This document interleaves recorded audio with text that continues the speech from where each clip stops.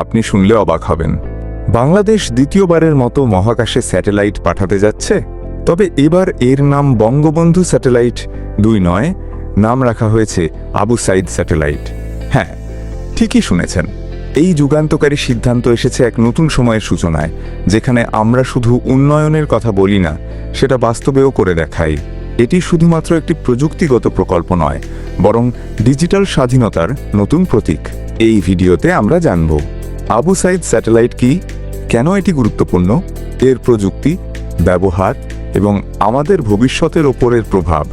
2018 সালে উৎক্ষেপণ করা হয়েছিল বঙ্গবন্ধু স্যাটেলাইট 1, বাংলাদেশের প্রথম যোগাযোগ স্যাটেলাইট।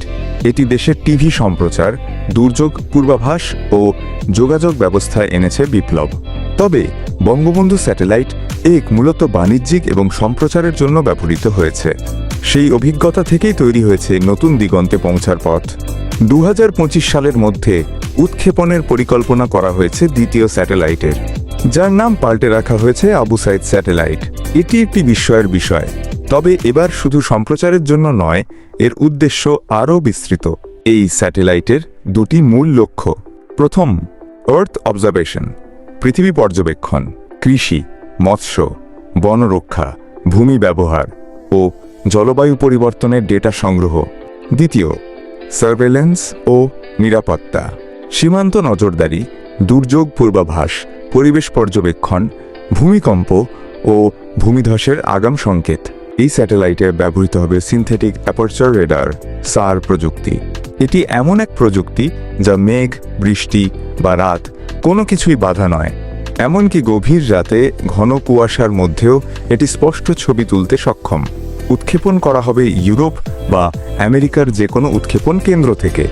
আর পরিচালনায় থাকবে Bangladesh communication satellite company limited BCSCL।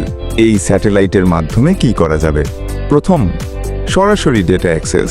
বিদেশি স্যাটেলাইটের উপর নির্ভরতা কমে যাবে, আমাদের নিজস্ব ও নিরাপদ ডেটা থাকবে। দ্বিতীয়, কৃষি খাতে বিপ্লব। কোন এলাকায় কোনো ফসল, মাটির গুণগত মান, পানি চাহিদা সবই আগেই জানা যাবে। তৃতীয়, দুর্যোগ ব্যবস্থাপনা। ঘূর্ণিঝড় ও বন্যার আগাম সতর্কতা পাওয়া যাবে, প্রাণহানি কমবে। চতুর্থ, জাতীয় নিরাপত্তা। সীমান্ত নজরদারি সহজ হবে, জঙ্গি বা মানব পাচার চিহ্নিত করা যাবে সহজে। পঞ্চম, পরিবেশ পর্যবেক্ষণ। নদী ভাঙন, বন উজাড়, জলবায়ু পরিবর্তনের প্রভাব পর্যবেক্ষণ করা সম্ভব হবে। একজন কৃষক ধান খেতে কথা বলবে একসময়, আগে জানতাম না কখন বৃষ্টি হবে, কখন খরা পড়বে। এখন যদি আগেই জানি, তাহলে ফসল নষ্ট হবে না। স্যাটেলাইট তো আগে শুধু বইয়ে পড়েছি, কিন্তু এখন বুঝতে পারছি আমাদের পড়াশোনার জন্য, রিসার্চের জন্য এটা কত দরকারি। আবু সাইদ স্যাটেলাইট আমাদের গবেষণা ও সিদ্ধান্ত গ্রহণে এক নতুন যুগের সূচনা করবে। আমাদের দেশীয় প্রকৌশলীরা এই প্রকল্পে নেতৃত্ব দিচ্ছেন। এই অর্জন আমাদের দেশের তরুণ প্রজন্মের শক্তি ও মেধার প্রতিফলন। চিন্তা করুন 2030 সালের কথা। কল্পনা করুন একটি বাংলাদেশ যেখানে প্রতিটি কৃষক নিজের মোবাইলে জমির অবস্থা জানতে পারে, শহরের যানবাহন স্যাটেলাইট ডেটায় চলছে এবং দুর্যোগ আসার আগেই সবাই প্রস্তুত।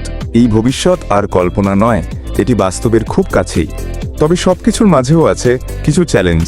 প্রযুক্তি রক্ষা ও রক্ষণাবেক্ষণ, দক্ষ জনবল তৈরি, আন্তর্জাতিক সহযোগিতা নিশ্চিত করা এবং স্বচ্ছতা ও সুশাসনের প্রতিশ্রুতি রাখা। একটা সময় আমরা আকাশের দিকে তাকিয়ে শুধু স্বপ্ন দেখতাম। আজ আমরা সেই আকাশে নিজেদের প্রযুক্তি পাঠাচ্ছি। আবু সাইদ স্যাটেলাইট আমাদের আত্মনির্ভরতা সূর্য হয়ে উঠছে। এই স্যাটেলাইট বাংলাদেশের প্রযুক্তি ও গর্বের প্রতীক। আপনিও হতে পারেন এই পরিবর্তনের অংশ। ভিডিওটি ভালো লাগলে লাইক করুন, শেয়ার করুন, আপনার মতামত দিন। আর ভবিষ্যতের আরও আকর্ষণীয় ভিডিও পেতে চ্যানেলটি সাবস্ক্রাইব করতে ভুলবেন না। আমরা দেখাবো আবু সাইদ স্যাটেলাইটের উৎক্ষেপণের মুহূর্ত, আর তৈরি করব একটি ভিডিও যেখানে দেখানো হবে কিভাবে এটি তৈরি হলো, কে কে ছিলেন এর পেছনে এবং কিভাবে এটি গড়ল বাংলাদেশের নতুন ইতিহাস।